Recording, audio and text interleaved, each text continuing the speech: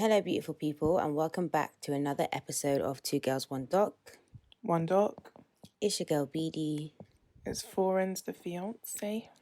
And we are back. And it is late. And I'm sick. So, oh no. I feel like the energy is going to be... every October I get a cold.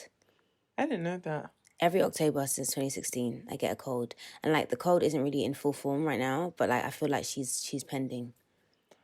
Wow, you need to figure out what happened. Yeah, I don't know what it is. Really some spirit. Yeah, honestly. So today I'm drinking hot water with honey and lemon. So no alcohol for me today. I should have put some rum in there to help with the with the sickness, but I did not. What do you call that? Like a hot totty or something? What's it called? Huh? Isn't it like a hot totty or something like that? What, does it have a name? Yeah, like it's when you mix something and there's rum, or is it brandy? I don't know. Oh, sounds fun. Before we get started with the documentary, I wanted to say something. So last week, right, Florence was saying how she finds James McAvoy, what's his name? Yeah, McAvoy, yeah. Yeah, and so I was like, yeah, same. But then I was thinking of a different person. So I was like, okay, I need to figure out who this person is because I can see his face in my head. Yeah. But I don't know what he's been in and I don't know his name. Yeah. So I went on the internet, Beyonce's internet, and I typed in white male actor and I scrolled through Google Images until I found him. But I found him. It's Tom Hardy. Oh, how can you forget Tom Hardy's name? Yeah, I didn't know what his name was. I could see his face. So fine with his thick lips. Yeah, and that's why I knew it wasn't that James guy, because when I don't know, I had the image I had of him. He was wearing a baseball cap, and I could kind of see him from the side. That was the image imprinted in my mind, and I was like, "Who is this man? Who is this man?" But yeah, it's Tom Hardy. I think he's a very beautiful man. Haven't you watched Venom? Yeah, no, I don't think I watched Venom. I think I saw the trailer or something. I'm sure he's been in many a thing, but I couldn't remember not a single one. Yeah, I can. Oh, is he the one? Is he in Peaky Blinders? Is that a different guy? Some sort of old-timey movie. I can't remember what it is. But yes, I just thought, because those of you who listened last week, maybe you were really maybe you lost sleep, or maybe you couldn't, continue your day not knowing who it was. And so I worked really hard to figure it out. And so, yeah, that's who it was, Tom Hardy. We got there in the end. Sure did.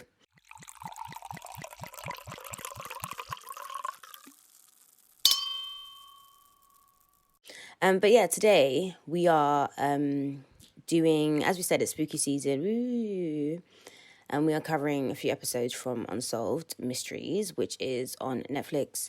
Apparently it's a reboot of an old show. There was a show that used to be called Unsolved Mysteries, and they used to do the same thing, and Netflix just rebooted it and did these episodes. I didn't know that. Yeah, cute vibes. But yeah, so the first episode that we're covering, which is what we're doing today, is Mystery on the Rooftop. So yeah, what were your thoughts on the episode?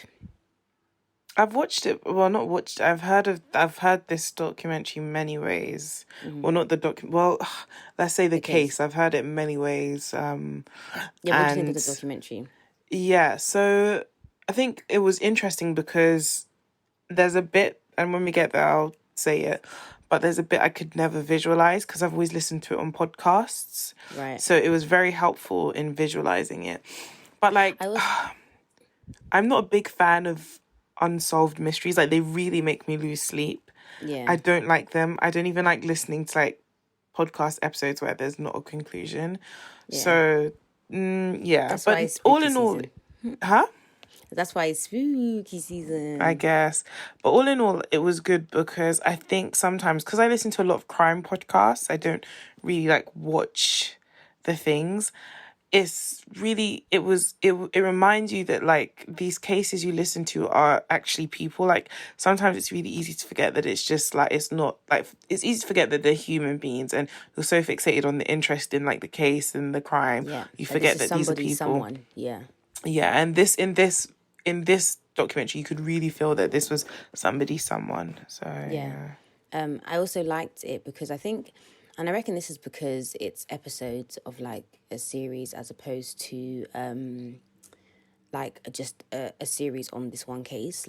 it was well paced, and they just kind of got on with it, and it was like over in an hour, and they did what they needed to do. Like there was no point that I was like, okay, you're wasting my time. Like we normally Yeah. feel with Netflix documentaries. Sometimes it was very like the beginning, the middle, the end. But yes, I enjoyed it. I would definitely Yeah, recommend Netflix, watching please the whole take note. series. Do all your documentaries like that, Yeah, because no, it was good. I enjoyed it. But yeah, so the documentary opens up with this lady called Alison Rivera, and she's describing her husband, Rey Rivera, who's 6'5", broad shoulders. He's a water polo player, or he was anyway. And we see like loads of family members sharing positive memories of him. So at this point, if you didn't know already, you know that something bad has happened to him, right? Important to note that Ray really wants to be a screenwriter. He's obsessed with films. But that's not really paying the bills, so he turns to his friend Porter Stansberry, who becomes important later on. So put a pin in Porter, which is such an American name, by the way. Like, who names a child Porter? Like, that's a job role, but okay, Nanette fine. and Tom Scarvo Yeah, named their yeah, kids that's true. Porter. Yeah. It's very American. Their kids have very Americanized, like, Yeah. anyway, yeah. So Porter is his mate from high school, and they stayed good friends up until adulthood. Porter works in finance, and Ray ends up working for him, writing like financial articles, even though he doesn't really have experience. So Allison and Ray basically move to Baltimore so that he can work for Porter. And they're like, okay, cool, do you know what? We're going to stay here for 2 years, see how it goes, blah, blah, blah. So they move, it's all good. And then it's like a few months to the 2 years that they were going to leave, because they were going to leave December 2006. And all of this happens in May 2006. So this is where the documentary starts to get a bit weird, and you're kind of like, okay, cool, what is the unsolved mystery? So Alison, Ray's wife, goes on a business trip. She gets to her hotel. She calls Ray, and he... Sorry, before she goes on a business trip, she wakes up that morning and she says, I love you so much. First thing in the morning, yeah. Which is fine. That's what couples do. Yeah. And then he was like, thank you for loving me so much. And I was like, this nigga, really? Yeah, but maybe he also said, like, I love you too. Thanks for loving me so much. You don't forget the last word someone ever said to you. He probably did say that shit, guilty as fuck. And that is wild. But then maybe she killed him out of anger because of that. No, stop that. No, I don't know. I just don't think it's like that bad of a thing. Maybe he's like had, I don't know. I don't think him saying thank you for loving me like is saying I don't love you back. I just don't think those two are the same thing. It's not. But if I tell you I love you, tell me you love me back. Don't tell me thank you for loving me. Like, we've already acknowledged I love you. You love me back. Okay. So, Alison goes on the business trip after not being told that her husband loves her back. She gets to her hotel and she calls Ray. He doesn't answer, and she's like, okay, a bit weird. Which, I mean, they know their relationship. When the love of my life doesn't answer my phone calls, I'm not like, strange. I'm like, excuse me, what are you doing that you have not answered? That's me. I'm just what could you possibly be doing that, you know? But anyway, so it just so happens that at the time she's gone for the business trip, one of her friends is staying at their house. So Alison kind of calls a friend and is like, hey, like, you know, well gone, where's Ray? And the friend is like, oh, Ray took a phone call at 6:30 and then he just ran out of the house in a hurry and he's not back yet. And then the next morning, Ray's still not home. So Alison's like, yeah, this is weird. And it is weird. She comes back home and she calls everyone, family and stuff. Has anyone heard from Ray? Have you seen him? Blah, blah, blah. No one's heard from him. And her family and his family all gather to kind of like come together and find Ray. And Porter, the friend, Stansbury, puts up this $1,000 reward for information on Ray. Which is like, okay. I mean... Yes, yeah. I mean... Yeah, cool. Like, you know what I mean? Your friend's gone missing. Do that for a friend. Yeah, exactly. Fine.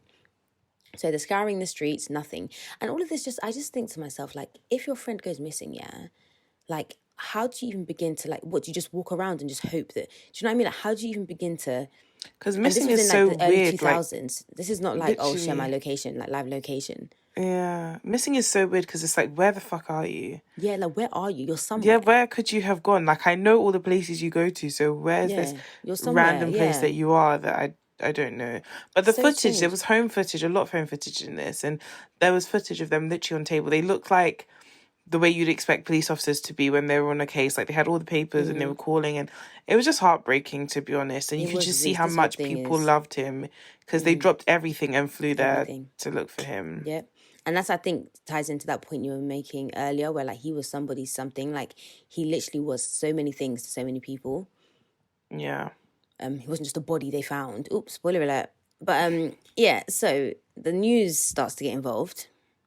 And he's been gone for 6 days now, which is absolute agony. Imagine 6 days you just don't know where he is. Like you just go to bed and wake up and like you just have no idea. Like You still don't know. I can't even imagine. But yeah, after 6 days they find his car. And she goes to kind of where they've, and the way they find the car actually is really wild. Like it's Alison's parents are kind of driving around, and then her mum's like, oh, that's the car, and the dad's like, no, come on, man, Yeah. like that's not the car, and her mum's like, that is the car. The And it's the car. car, yeah, in just this car park. And Alison's kind of there and she's just looking around like, where are you, like, why were you here, like why would you be here, trying to like kind of get into his mind and be like, okay, cool, let me try and find you. It's like, you know, when you lose something and you're like, if I was this person, where would I be, Where that would I kind of be? thing. Yeah. Yeah, exactly. So now it's 2 days after the car was found, and somehow people discover a hole in the roof of a nearby hotel called the Belvedere. It used to be a hotel, but now it's like flats or something. So the guys who find this hole call the police, right? And one of the talking heads kind of says what I am thinking, and it's kind of like, it's such a small hole, like how did they even notice it? And it's like high up on the roof, like how did you even notice it? Anyway, the police come, they get the building manager to open the door of the room, like where the, like corresponding to where It's a the bit hole random. was. Like you see a hole in the roof and you call the police. I'd Yeah, be like, I would call just the think water building damage. people. Yeah, Yeah, or I'd that's what I'm just call saying. the building. This whole thing is so strange. We need to So know who yeah, made that call, because that could be the right, killer. right. So they open the door of the room, the hole was in, and he says, I opened the door up, and the first thing I did, I smelled just the stench. The smell was a dead body, and you could see the wall where the blood had came down, and his legs were towards the door. I looked up, and I saw outside. so he basically tells us that the roof was metal. So it's like he must have come through the metal and then also like the ceiling. It's like a human projectile, I guess, right? Which is really yeah. sad to think about. Yeah. But And I so, think it'll be important at this point to describe, because this is the problem I had with this case. I couldn't visualize what they were talking about until I like watched the documentary and I was like, oh, that's what they were fucking talking about. So like, just for context, this building is like an old-timey building, right? And so it has like a mini roof, almost, I'd call it. So it's like a little roof, and then there's like the major big roof. yeah. And the little roof kind of jots out. So this is where the hole was. And then the big roof is like maybe 2 or 3 floors above. And it's just a normal roof like that you see in American like Yeah, TV with a shows where ledge. like Stabler's like running after the killer or whatever. Cool. So like there's a hole in the top of that little roof, which is really like, how did anyone fucking see that? Because And it's far out as well. It's not far as if like out, it's so even- directly underneath the big roof. Whereas like if you Exactly. fell, you would drop. It's like you'd have to like leap out a few and then meters or so and then go before down. you'd Like that's even, where and it then is. there's like this parking space, like parking lot, like opposite it, You know, and the it's still multi-story car park kind of thing. yeah, and it still doesn't even make sense for you to fall via that, because the drop wouldn't be enough for you to. So Yeah. everything just doesn't make sense, and then It's very strange. And also Yeah. the hole is like, it's when we say it's small. Like one of the detective guys was like, it was a squeeze for him. It'd be a squeeze for him to try and like kind of get in. So it's not as if like, you know, someone cut a hole in and dropped him in. He literally must have just, as in the force of his body hitting the roof, caused that hole. So like literally the hole is just big enough for his flying body to go through it. Yeah. Which is crazy. But the building manager says that sometimes when he opens the door, like he'll still see Ray's body there. And I really hope that he was able to have therapy or something after this, because 'cause that's he was mad. just minding his business, doing his job, and like now he's scarred for life. So we see Angel, who's Ray's brother, his older brother, and Alison telling us how the police told them that the body they found was Ray's. And it's really, really sad. Like, like they're describing the day, like, and she's kind of saying, you know, he gave her some water to drink and then he told her, and she's just shaking, like the water's going everywhere, and they're all crying. And it's like, I like the thought of like the love of my life or my sister like dying is too much. Like I will start crying, and they're both very much alive. So I can't even imagine like your world is just, and in this documentary opens up with like their wedding video and like how in love they are, and like they're just And you can and tell he's she's only still very much 32. in love with him. Yeah, they were only 32. Well, he was only 32 at the time. It's just like you were literally about to have your life together. You were like, yep, cool, this is me, living our best life. And then he's just ripped from you in such a weird way. Like, I don't know. It's And just it's so so weird. sad. Life could have gone so differently. Like they could have done the normal stuff and they would have been nobodies. Like they could have stayed married, had kids, and we never would have known about Ray or Allison. Yeah. Like it's just life is so They weird. could have not moved to Baltimore, and like maybe none of this would ever have happened. Like, Yeah, exactly. it's so crazy. So now we are with Michael Byer, who's the detective at Baltimore Police Department. He tells us how Ray's body was found 8 days after he went missing, and the decomposition was really, really bad. And he says this is bad because it means that a lot of evidence that they may have been able to get would have been destroyed. And he says that the autopsy was brutal. Multiple ribs fractured, punctured lungs, lacerations 7-9 inches, damage to his skull. The right leg had 2 different breaks in it, to the point where the bone was actually protruding through the flesh. With the extent of the injuries, it seemed like the man came from such great heights when he went through that hole. He says all of that to basically say that Ray must have been pretty high up to have gone through the hole.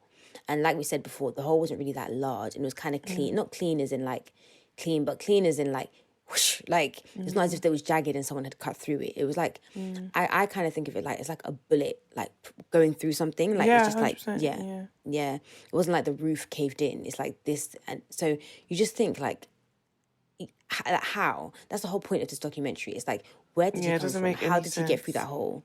Right. So we get into the theories. Number one is that he jumped off or fell off or was pushed off the very top roof. So this is what Forenz was saying before. So you have like the big building, the top roof, and then you can like if you stand on the top roof, you can oversee the smaller roof, right? But of course, this is disproven, as we said, because of mathematics, right? Quick maths, like the way where the hole was, like it's almost like even if he'd done a running jump to kind of project outwards before he went down, like there's no way that he would have landed in that spot. Like it was too far out, right?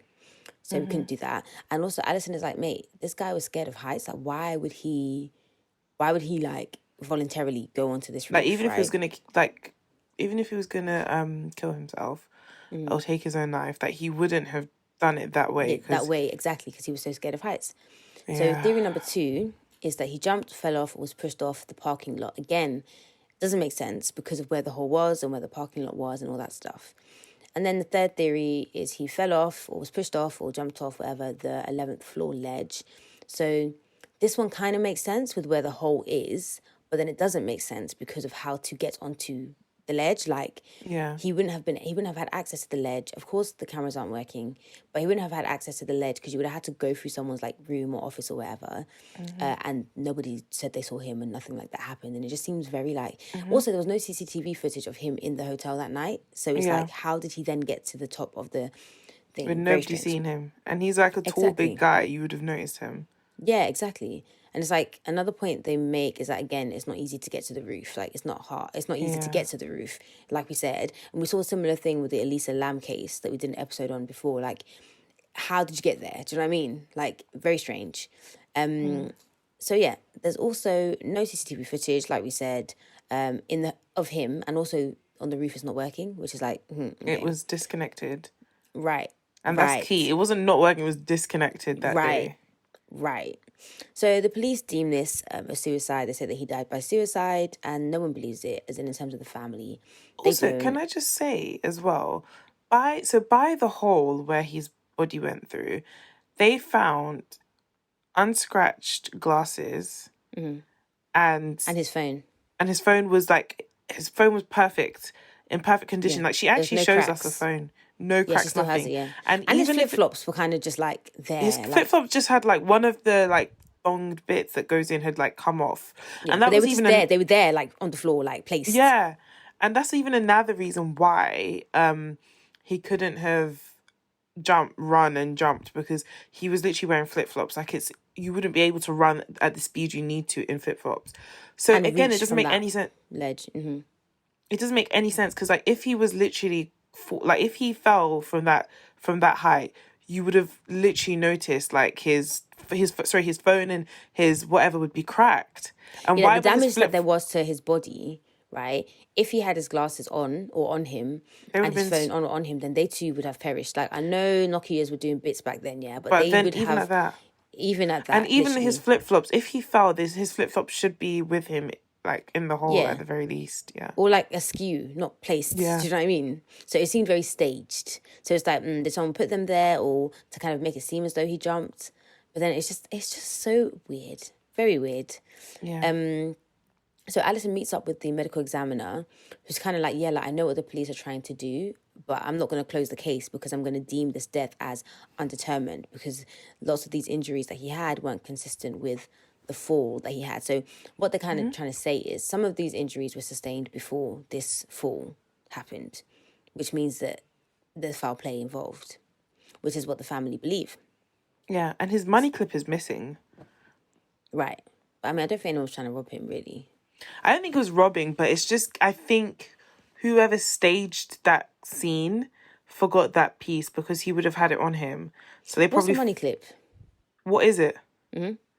It's like, you've definitely seen it before, like on TV or something. It's like those old-timey, like, well, old-time people used to have it. Like, you know when you have like a wad of cash, it just holds it together. Don't they have wallets? I guess it's a fancy thing. Like, rich guys used to have it, like, in the Strange. 90s and 80s, yeah. Very strange. So next we get into this like note that Alison finds.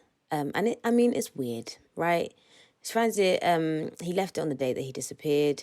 It has a list of people that he knows, like first names, surnames. It has movie stars, dead and alive. It has films that he likes. It's really random. And like what's also random is that it's really small and like folded up bare and like stuck to the back of the desk, almost like hidden, kind of like, I don't know. The way it was concealed is kind of like what is on here is not really that deep. But Addison knows that he wrote this note on the day he disappeared because there were scraps in the bin. And the note, as we mentioned, is weird. Brothers and sisters, right now, around the world, volcanoes are erupting. What an awesome sight. Whom virtue unites, death will not separate. So it's very strange, right? And Addison is like, the things on it, like, individually weren't strange. Like, she knew he liked these movies. She knew he knew these people. She just couldn't work out why he had compiled this list in the first place and why he had done so in this way. So again, strange. So Alison's kind of like, okay, this is a weird phrase. That whole whom virtue unites, death will not separate or whatever. She's like, let me just Google this shit and see what comes Yeah. up. What comes up? Freemasons. So it's all a bit like, ooh, okay, what's going on here kind of thing. Like, are the Masons involved? But then she thinks like he was a screenwriter, maybe, and he was really kind of like, I don't know if obsessed is the right word, but very like intrigued by that whole thing. Like maybe he wanted to write a screenplay on it. And so he was doing research because he used to write a lot in this notebook, just random things, random thoughts, and nothing ever really made sense. So maybe it was just kind of like that. And the FBI kind of agree in that, yeah, the note is weird, but it's not a suicide note. So it's almost like they too don't really believe that he died by suicide because it's kind of like, if he did, this isn't a note to prove it kind of thing. Yeah. So we have this talking head called Jane. I think she was like a journalist or something. She did a story about him at the time. And she's talking about how everything seemed to happen in a hurry with that night that Ray disappeared. Yeah, he left the house in a hurry. He seemed to park in a hurry. He didn't have much with him. Just seemed that whatever sent him to the Belvedere Hotel building seemed to happen in a hurry. So remember, Alison's friend was staying at their house at that time. So she was actually there when Ray left. And she heard the phone ring, heard him like answer the phone, run down the stairs straight away, and then like just out of the house. Seemed like a really quick convo. Maybe he said something like, oh, or like some kind of like surprise, something to suggest that he was surprised. And then he leaves straight away. Strange. And Alison's kind of like, who rushes out to go and like take their own life? Like no one just runs out like, oh, seems like it's time. Flip-flops. Yeah, exactly. In flip-flops. Oh, seems like it's a great time. Like not taking anything. So the next step is to kind of think like, okay, so what was this phone call? Where did it come from? Who called them? What's going on kind of thing? The police trace the call and find out it came from none other than Stansbury and Associates. Now, does Stansbury seem familiar? Yes, it fucking should, because his friend Porter Stansbury that he moved to Baltimore for, that's his company, right? The only thing is they can't trace the call to who made the call within the building because they made it from the switchboard or something. So all they know is someone in there made a phone call and they don't know who it is. So I was kind of thinking at this time, like, do you know what? It could be coincidence. Maybe he just got a call from work. Maybe he fucked up or had to rectify something, and he was like, oh shit, like, let me get to work and do what I need to do. Which I don't think is an absurd thing to think. But then the moment that they find Ray's body, people start asking about the call, because obviously this is the last thing that we know of before he goes missing. And the company put a gag order on all the employees within hours of his body being found, according to the documentary. When I did my Googles, they deny this, but I think it's true, right? Yeah, I think it's true. Because this is very, very sus. Like, any normal company would say, comply, tell them what you know, this is one of our employees, like, this is weird, like, what's going on? Wait, so the company's saying it's not true that they put the gag order? Yeah, apparently, like, Porter, I don't know if Porter himself, but the company was kind of like, yeah, like, that's not true, that they didn't put a gag order. But it's like, so why the didn't no one thing is speak? that then they should, if they didn't put a gag order, by now we should know who made that call, because that's very traceable information if you would allow your employees to talk. So they obviously did. Right. Very strange. Very, very strange behaviour. And you're just like, mate, this is your mate. This is actually your mate. Like, do you know what I love about this documentary? They didn't say, oh, like, Porter's guilty as fuck, but they had his face out and about there. Oh my God. So like, you very much know who this guy is. So many pictures of him, like, literally from teen to now, like, to now. Literally, like, we know who you are. This guy cannot hide. Yeah, it's like, and I think the thing I like about this series is that it really is for the purposes of, let's try and reopen these cases and, like, get more information about it. Like, if you know anything, like, we're applying pressure. This happened like 15 years ago. So someone or someone's have been quiet for 15 years. Like, surely something is eating you up inside. Yes, surely you just need one person to say the right thing, and, like, we're home free. Addison and his family can rest, because this is very ridiculous. Very, very ridiculous. So his friend Porter, he's not talking to detectives. He doesn't even return their calls. And I'm like, this is very suspect behavior, because it's like, you're here offering 1K reward to find him. Yeah. Like, first of all, 1K is small money considering how much money you supposedly have. But anyway, that's not my problem. It's like, would you not want to cooperate to try and find that you're not even, you're airing them. You're not speaking to them. Yeah. Like, and this is your mate. They've known each other since they were 15. That's like me and you. That's true. That's a very, and they were older at that time. They were like 32 or in their 30s. Yeah, so it's been a long stemming friendship. It's been literally. And you're not, you know, we even see pictures of them together young. Like, so you don't feel obliged to be like, yeah, cool, let me try and help. Or even just to say, like, look, I don't know anything. I've spoken to employees. This is what I found out. Nothing. You're just airing the detectives. Ray Charles. Is that not strange behaviour? Very strange behaviour. So, Alison is also like, yeah, this is weird, because we literally moved out here so that he could work for you, and you're not even trying to help the police. This is weird. Like, why is that? So she's starting to have her suspicions as well. So we get on-screen text, which tells us that Porter declined requests to be interviewed for the documentary. And I thought that was really interesting, because it's not like the usual ones where they're like, oh, did not respond to our requests. It's like he actively declined them. It's like he spoke to them and was like, yeah, no, I'm not doing it. Whereas normally when they do these things, people are like, yeah, they just aired us, they didn't respond. And it's like, you literally responded to say no. Like, is that not strange? Like, this is your mate. Like, do you not want to know? I mean, he doesn't want to know because he knows. Yeah, allegedly. He knows. No, I'm not even saying allegedly. That nigga guilty as fuck. I feel like he definitely knows. So we get into a little bit about Porter's company. I didn't really do too much on this because finance confuses me, but essentially they are fined over $1 million for giving fraudulent stock tips. But they're kind of like, they're not fraudulent. Like, we're entitled to kind of say what we think is going to happen. And Ray was kind of brought in to kind of clean up their image and write his financial articles. It's called like the Rebound Report. So kind of like stocks that are low or not doing well that he thinks are going to like sort of like have a comeback, encouraging people to invest in those stocks so that when they do have that comeback or rebound or whatever, they make a lot of money. And, you know, this doesn't always work in the best way and people lose money or whatever. So that's just a thing, a little tidbit, which maybe I think they kind of sprinkle in there to kind of insinuate a motive for why someone might want to hurt Ray. Kill Ray. Yeah. So Alison tells us that 2 weeks before Ray died, he seemed to be really worried about something. She didn't think much of it, but she was like, yeah, okay, this guy seems this is why men need to fucking communicate. I can't emphasize this enough. Yeah. There's so much in this documentary that reminds me of, like, my partner. Like, just fucking communicate. Just say how you feel, yeah. Literally, but in this situation, it could be a thing where if he uncovered or stumbled upon something really, really deep, maybe he's not trying to also, like, have her in danger from her knowing. Just because even, okay, if you're not trying to have her in the mix of it, if she knows to have her guard up, like. Yeah, exactly. Or to like be more like careful when she's Vigilant. out or like about the house. Yeah. So yeah.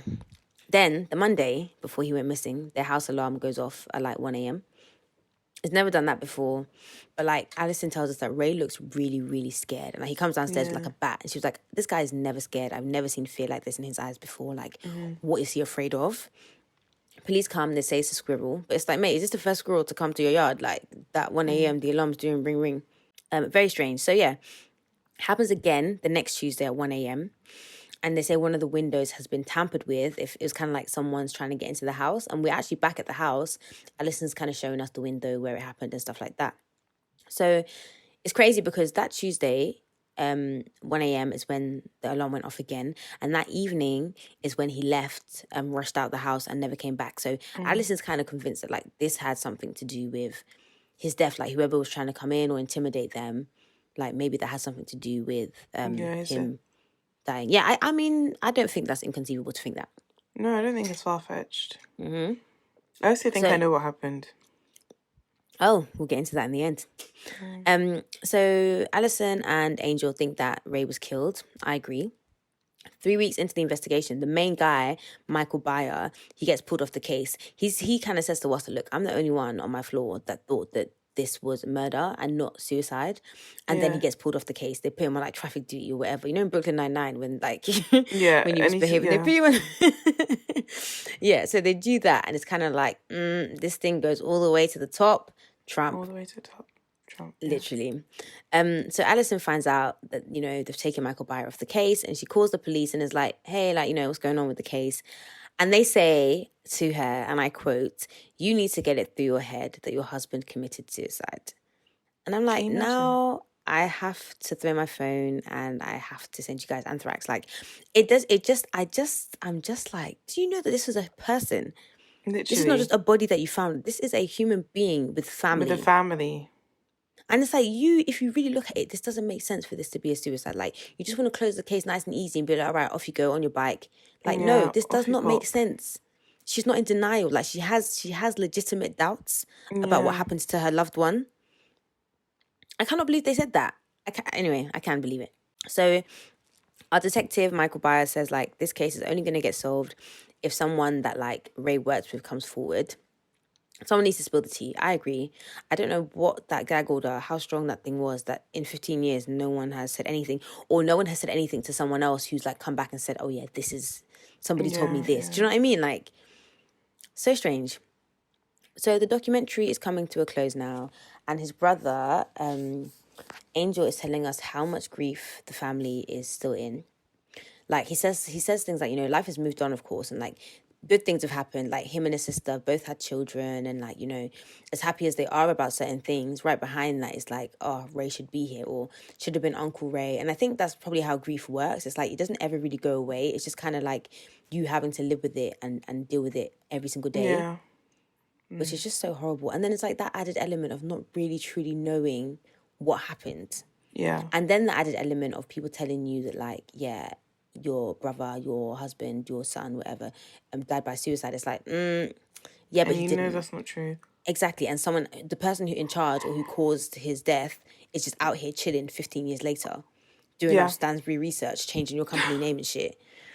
But yeah, I just feel so bad for Alison. And the family. Yeah, and the family, yeah, exactly. And the way that these episodes end, it's always kind of like, contact this place if you have any more information. And I really hope that somebody does. Because it doesn't make any sense. I did a deep Goog after, because obviously, what else?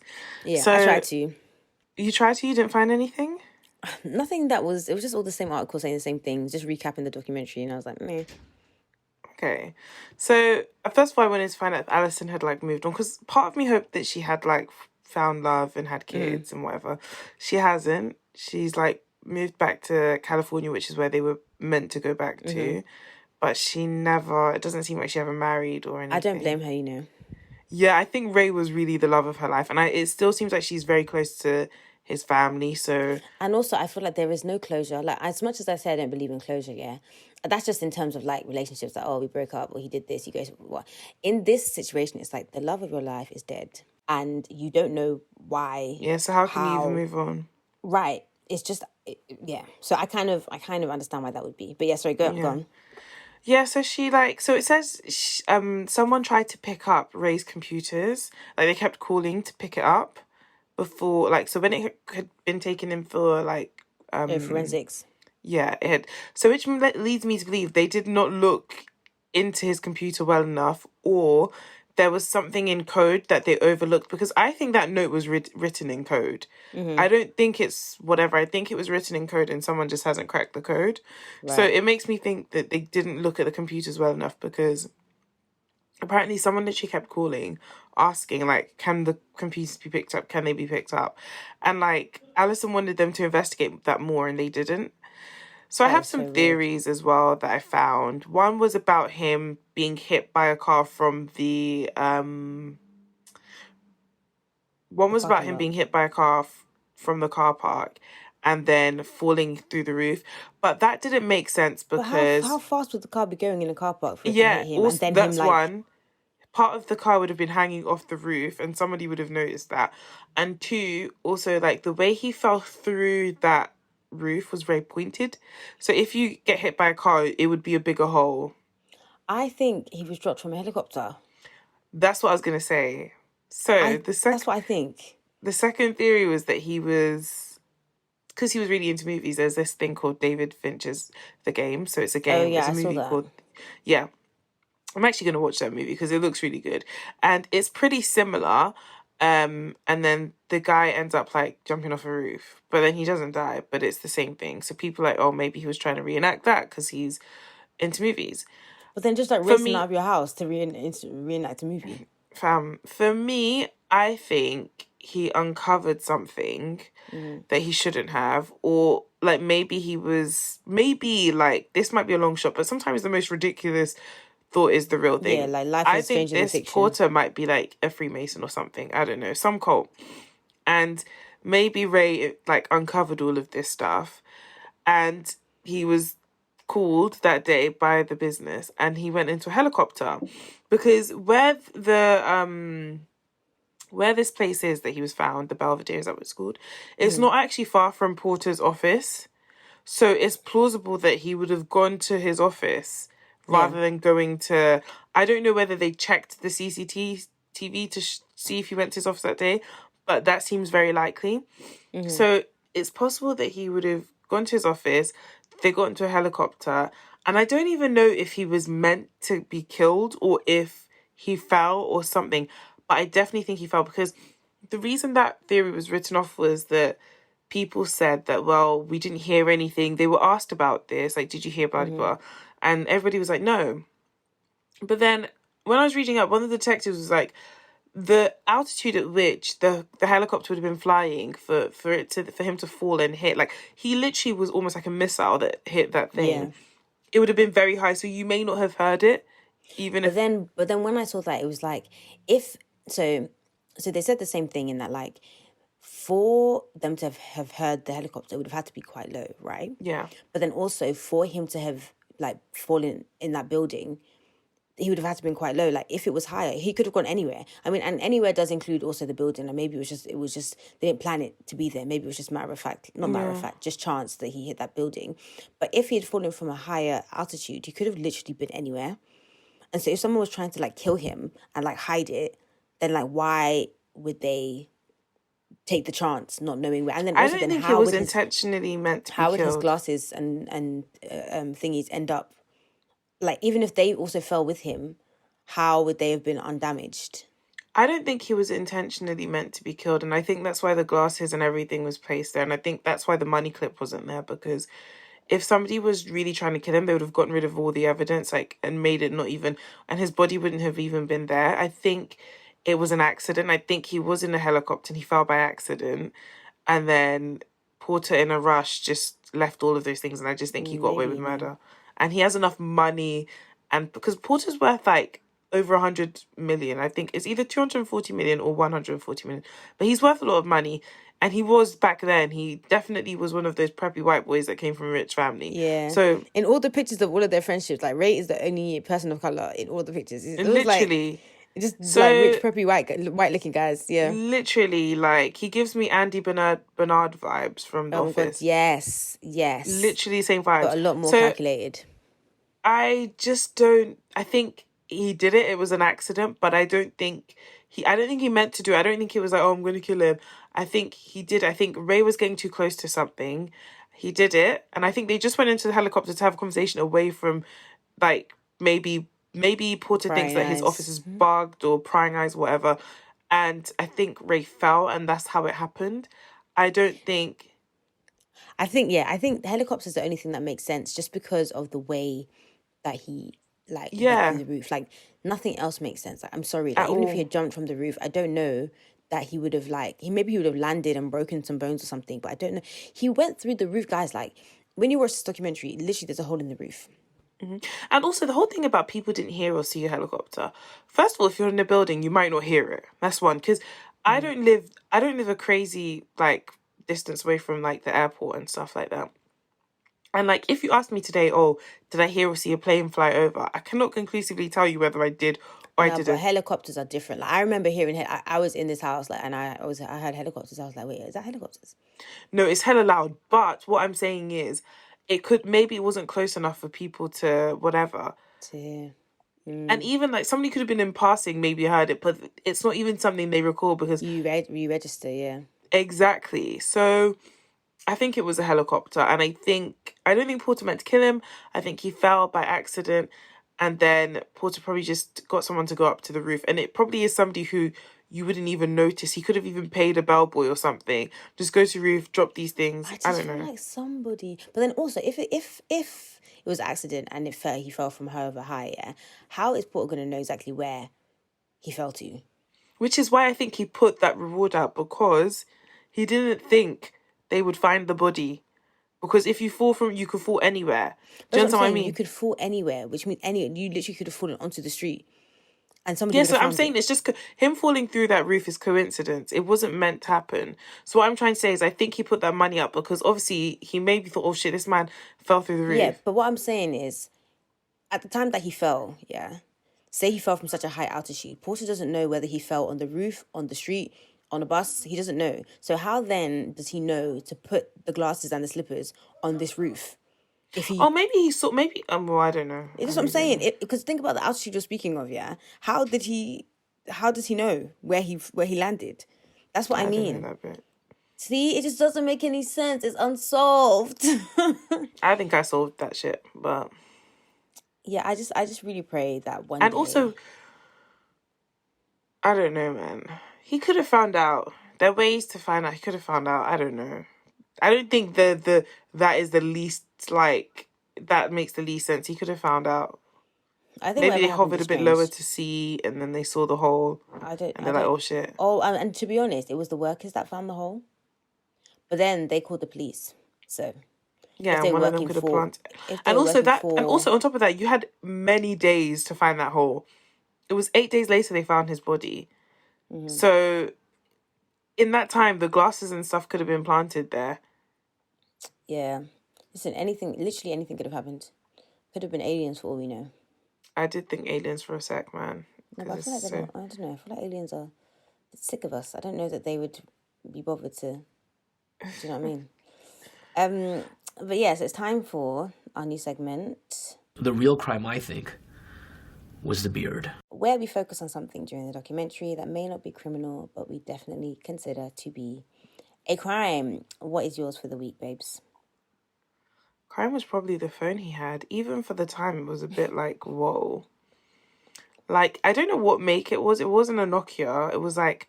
Yeah, probably like a Siemens, you know? Yeah. Siemens don't even make phones these days. It wasn't making sense. And also, the other crime, sorry to say this, was that he didn't tell his wife that he loves her back. And I feel like she said that as well because it hurt. Because she remembered that. She didn't seem hurt to me. She seemed kind of like... To you. No, I know, but to me, she seemed kind of like, you know, and he said, thanks for loving me, as if like, ugh, he let me love him kind of thing. Like, you should let me love you. I would remember that in... Okay, not Mario. I would remember that and not in a good way if that was the last thing my man said Yeah, to I me. know, but you and Alison. I are would two get to very different people. heaven and be like, don't try to chat to me. Don't you also think that Alison had quite a glow up? Like, don't you think she looks really good now compared to She looks a when she lot was better than she did Yeah, when they like were the short together. hair, the highlights. I was like, yes, Alison. She was Obviously definitely not yes punching because with she was him. definitely like grieving and stuff. But I was definitely was like, yeah, you go, Glen Coco. Yeah. My real crime, it was really quite difficult to find one in this documentary for me, but I had to go with the flip flops because I just didn't really understand the fashion choice. But is what it is. It was a rush. Yeah, he was in a rush. He literally it's probably a house slipper, and The he was in slipper a you rush put on when your mum asks you to bring in the to stuff help with the she bought. shopping. Yeah. But yeah, this one, like, honestly, it bothers me. It bothers me. I think about it often. Yeah. Yeah, I don't know that we'll ever know what happened, but yeah. Yeah, Right. I can't wait to like, not that I can't wait to die, but I can't. Please wait, please. Because then I can just know what happened to half these, like, in these stories. People, yeah. House of Terror is what we're doing next. I really meant to say, oh, what are we doing next? But then the House of Terror came out first, so that's what we're doing next. That's the episode is of it. Unsolved Mysteries we're doing next. Again, I will make a trailer and play it for you at the end. In the meantime, between time, where can they find us? TikTok, YouTube, Facebook, yeah, Twitter, 2girls1doc. You can find me on Twitter, Instagram, 4ends with 2 underscores. And her other And my other podcast, Character Replay. And we're also on I was going to say TikTok too. something. What was I going to say? Oh, also, leave us a review on Apple Podcasts, or you can send us your thoughts and feelings on the podcast on Instagram. You can DM us, Twitter, you can DM us, you can email us 2girls1doc@gmail.com. And when we get enough, we'll do a credits just reading them out. Okay. All right, guys, I'm going to play the trailer. And yeah, I think that's it for us now today, isn't it? It's bedtime. Toodles, I'm tired, guys. I'm tired. I know, we can tell. All right, bye. Bye.